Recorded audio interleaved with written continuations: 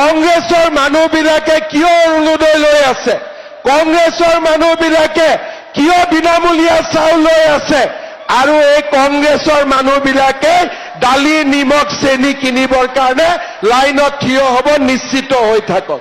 তাৰ মানে কংগ্ৰেছে লৈ থাকিব লাগে, আমি বিজেপি খিনিয়ে ল'ব নালাগে। কংগ্ৰেছৰ কথাটো হ'ল সেইটো। কিন্তু আমি কংগ্ৰেছকো দিছো, বিজেপিকো দিছো। আমি দুখীয়া আৰু ধনীৰ পাৰ্থক্য আমি বিচাৰ কৰা নাই।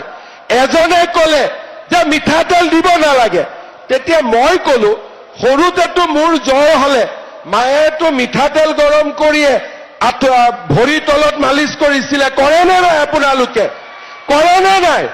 তাৰমানে কংগ্ৰেছে মাকৰ মৰমো বুজি নাপায়। চব বাচ্চাক যেতিয়া বাচ্চাৰ বেমাৰ হয় আপোনালোকে গৰম মিঠাতেলে বাচ্চাক মালিচ কৰে নে নকৰে? মোক আপোনালোকে কওক, কৰে নে নকৰে? এতিয়া কংগ্ৰেছে মিঠাতেলক লৈ মোক জোকায়। একদিন মিঠাতেল নোহোৱাকৈ দালিখন খাওকচোন, ইহঁতি একদিন মিঠাতেল নোহোৱাকৈ চব্জি এখন খাওকচোন।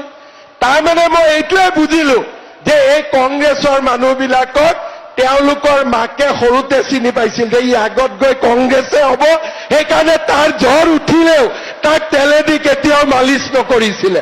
সিহঁতে আগতে মাকেতো চিনিয়ে পায়, মাকেতো কোন বাচ্চা কি হ'ব আগতে বুজি পায়। গতিকে মাকে বুজি পালে যে ই ডাঙৰ হয় ডাক্তৰ ইঞ্জিনিয়াৰ নহয়, ই ডাঙৰ হয় কংগ্ৰেছীয়ে হ'ব। সেইকাৰণে তেওঁলোকক কেতিয়াও মিঠাতেলেদি মালিচ কৰা নাছিলে। কিন্তু মই বুজি পাওঁ মিঠাতেলে হ'ল আটাইতকৈ মাক আৰু পুতেকৰ মাজত মমতাৰ আটাইতকৈ ডাঙৰ প্ৰতীকে হ'ল মিঠাতেল। আৰু সেইকাৰণে আমি যিহেতু আমাৰ মায়ে আমাক মিঠাতেল মালিচ কৰাই কৰাই ডাঙৰ কৰিছিলে, সেইকাৰণে আমি মাৰ মৰম বুজি পাওঁ। মই ঠিক কৈছো নে নাই কওক? মই ঠিক কৈছো নে নাই কওক?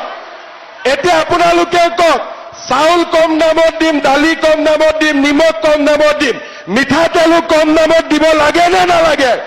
লাগে নে নালাগে? কংগ্ৰেছী বিলাকক দেখিলে অলপ ডাঙৰ কৰি কব, ঠিক আছে? ইহঁতক দেখিলে অলপ ডাঙৰ কৰি কব, ইহঁতৰ চুইচ বিলাকত নটটো লুজ হৈ আছে, অলপ টাইট কৰিব লাগে।